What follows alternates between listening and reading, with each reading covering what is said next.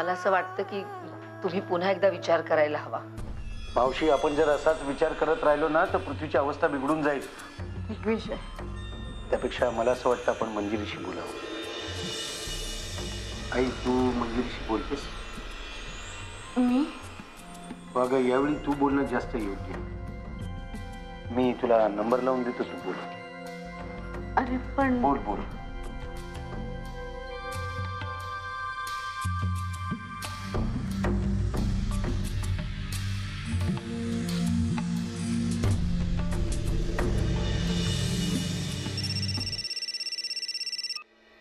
Hello.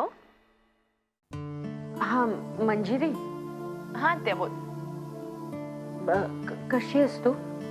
मी मस्त आहे, तू कशी आहेस? आणि प्रभाकर? बाबा पण ठीक आहेत, पण ते आता घरी नाही आहेत. काही काम होतं का त्यांच्याकडे? हो, नाही म्हणजे त्यांच्याकडे नाही, तुझ्याकडेच काम होतं माझं. माझ्याकडे? बोल ना. आपल्या पृथ्वीचं परत एक ऑपरेशन झालं ग. त्या पृथ्वी बरा आहे ना? हो, शुद्धीवर आलाय तो, पण काही गोष्टी आठवत नाहीयेत त्याला. म्हणजे काही आठवत आहेत. तो मंजिरी कुठे आहे, मंजिरी कुठे आहे असं विचारतोय सारखं, कारण तो तो तुलाच त्याची बायको समजतोय.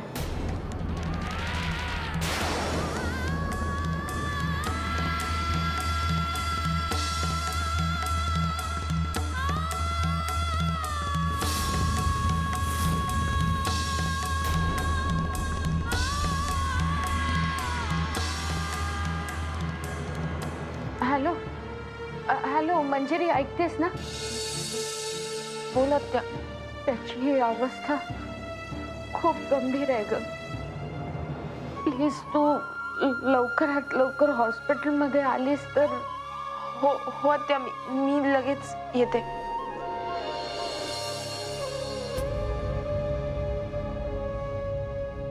काय म्हणाली? येते म्हणाली. गोदा,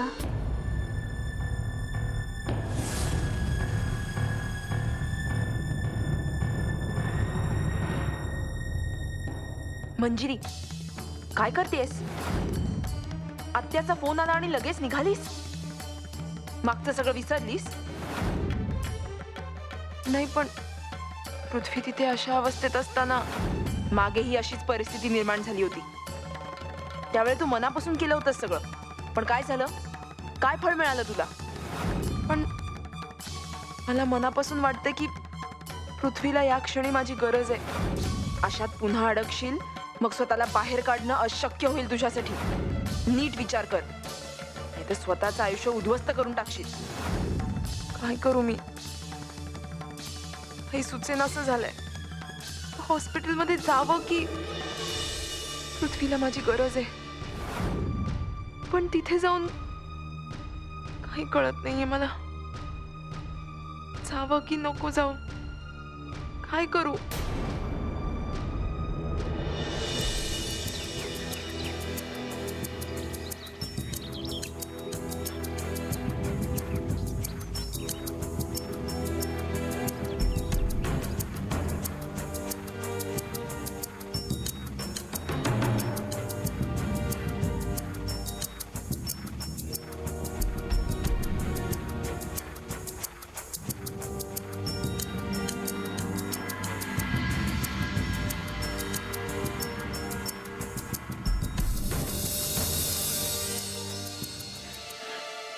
एक बंगला बुक केलाय तुझ्यासाठी.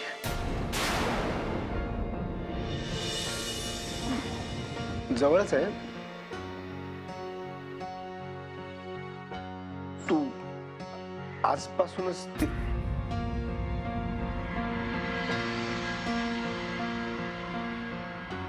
कामिनी, I am really very sorry. माझ्याकडे काही पर्याय उरलेला नाहीये ग. आणि तू माझ्यापासून दूर जावंस असं मला वाटत नाहीये. प्लीज मला समजून घे. Try to understand. ओके, मी समजू शकते. ठीक आहे, मी जाईन.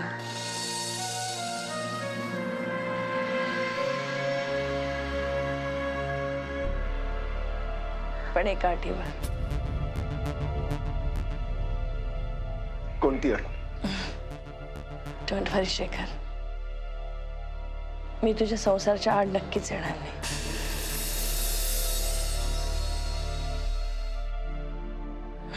माझी अट एवढीच आहे की तू तिथे मला भेटायला यायचं नाहीस.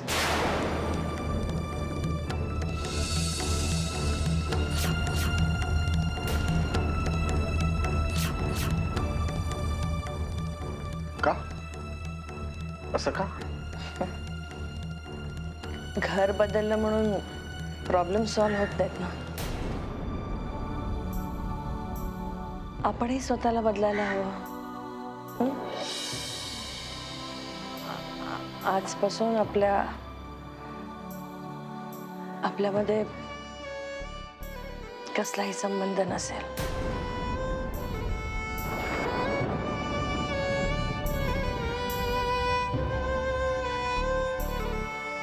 ठीक आहे. जर तू माझ्याशी संबंध ठेवणार नशील तर मीही कोणाशी संबंध ठेवणार नाही. नाही नाही. तुझ्यामुळे या जगात मी परत आलेलो आहे. आणि तू जर आता असं म्हणणार असशील तर मला कोणाशीही संबंध ठेवायचा नाही. मी कुठेतरी वेगळा राहील, एकटा.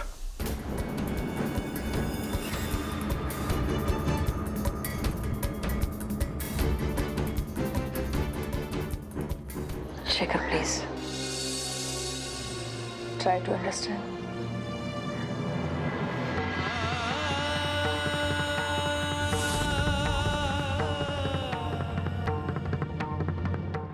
पण तुला म्हणाली होती ना ती नक्की येते म्हणून. काय ग, मंजिरी आली? नाही ना अजून. एव्हाना यायला हवी होती ना. हो, कदाचित ट्रॅफिक मध्ये अडकली असेल. पण ट्रॅफिक असलं म्हणून काय झालं? एव्हाना पोचायला हवी होती ती. तू जरा बघ ना तिला फोन करून.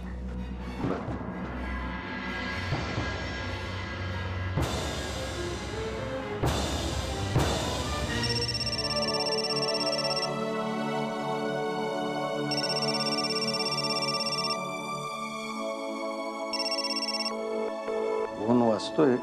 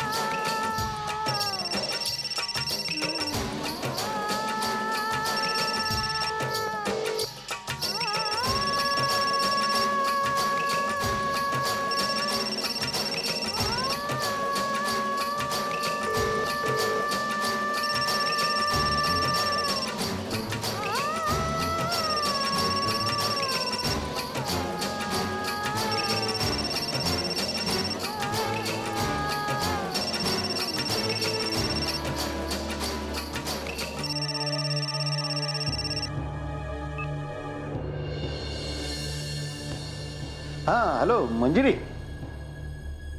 कुठपर्यंत आलीस तू? आम्ही वाट पाहतोय तुझी. भैयासाहेब, मी नाही येऊ शकत. का? अरे पण पृथ्वी बरं नाहीये म्हणून मी तुला. मला कळतंय, पण मला यायला जमणार नाही. मी तुमची मदत नाही करू शकत. अरे पण का? प्लीज मला काहीही विचारू नका. हे बघ मंजिरी, विजय,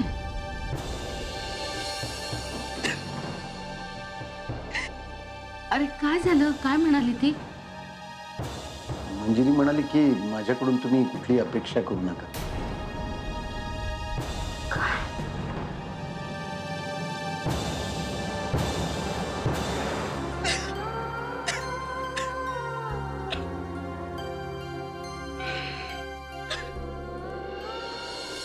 मग आता काय करायचं भाऊजी? मला तर सगळे मार्गच बंद झाल्यासारखं वाटतं. मागच्या वेळचा अनुभव काय तिच्यासाठी कमी होता का? आणि जे झालं त्याच गोष्टीसाठी तिला पुन्हा कन्व्हिन्स करणं हे कितपत योग्य आहे? अरे पण तुमचं म्हणणं पटतंय भाऊजी, पण पण आता परिस्थितीच अशी आहे की आपल्याकडे मंजिरीशिवाय दुसरा पर्याय नाही आहे. आणि मग त्यातूनही मंजिरी नाही आली तर आई आई अगं, मी आता कुठल्या तोंडाने जाऊ तिच्याकडे? पुन्हा तिला तेच सांगायचं की माझ्या मुलाचं आयुष्य तुझ्या हातात आहे, वाचव माझ्या मुलाला. कसं सांगू हे मी? मी समजूत काढेन ना मंजिरीची. मला खात्री आहे की ती माझं नक्की ऐकेल. अहो, अजूनही पृथ्वी भाऊजींवर तिचं तितकंच प्रेम असणार. मी मी स्वतः हात सोडून पृथ्वी भाऊजींच्या आयुष्याची भीक मागेन तिच्याकडे. आणि तिला जर का खरी परिस्थिती कळली ना तर ती स्वतःहूनच धावून येईल इकडे, क्षणही थांबणार नाही होती. मी निघते. थांब विजय.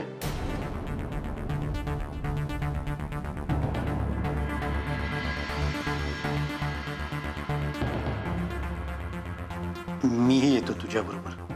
नाही नको. मी जाऊन तिला समजावेन ना. अहो, जरा वेगळ्या पद्धतीनं समजवावं लागेल ना तिला. एकतर हा एवढा मोठा धक्का ती सहनच करू शकणार नाही. आधी तिची समजूत काढावी लागेल, त्या धक्क्यातनं तिला सावरावं लागेल आणि नंतर घेऊन यावं लागेल. हा तर मी जाऊन घेऊन येते. आलेच.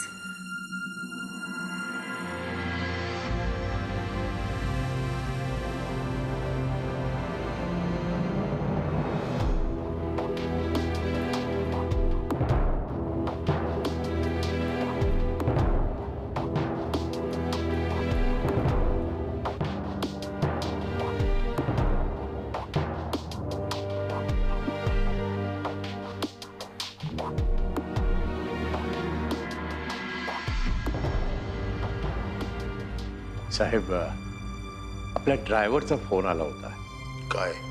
हेच की आपल्या विजया मॅडम मंजिरी ताईंना आणण्यासाठी जातीने स्वतः गेले.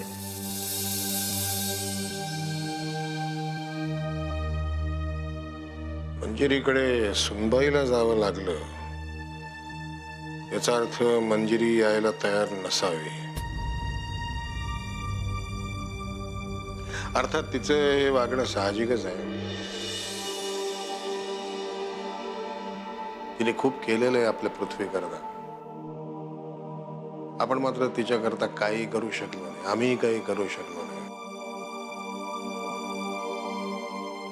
तिच्यावरचा त्यावेळेचा तो प्रसंग त्या मुलीने कसा पचवला असेल, सहन केला असेल, हे आपल्यापैकी कोणालाही कळणं शक्य नाही सोडवणं. पण साहेब, आपण हे काही मुद्दाम केलं नाहीये आणि हे तर त्यांना सुद्धा माहिती आहे. आणि साहेब, पृथ्वी साहेबांसाठी मंजिरी ताईंनी यायलाच हवं. अहो, बरोबर आहे. पण आपण कुठल्या तोंडाने त्या पोरीकडे जाणार आहोत सांगता का जरा? आपण तिच्यावरती फोर्स तर सोडाच, तिला विनंतीही करू शकत नाही. आपल्याकडे तोंडच नाही. आपल्याकडे फक्त आता वाट पाहणं आपल्या हातात आहे. कोणाचं ऐकून ती पृथ्वी करता हॉस्पिटलमध्ये येते याची वाट बघणं. साहेब, नाही, आपण स्वतः जर प्रयत्न केला तर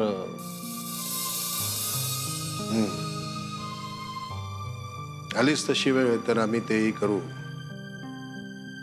आम्ही खुद्द जाऊ त्या पोरीकडे, हवा ते तिला नमस्कार करू, तिची क्षमा मागू, पाया पडू. पण आमच्या पोरा करता आम्ही तिला घेऊन येऊ, प्रयत्न करू, पोरा करता काही करू.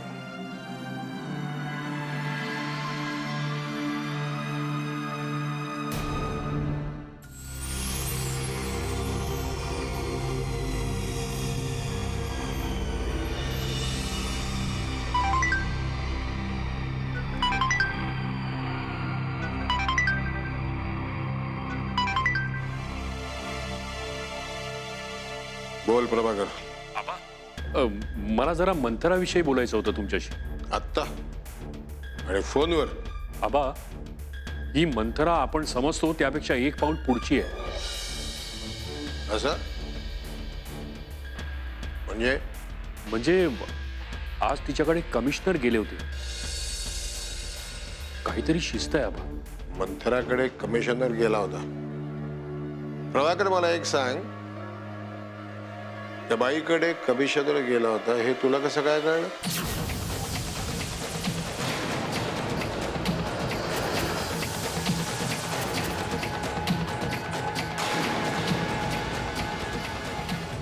प्रभाकर,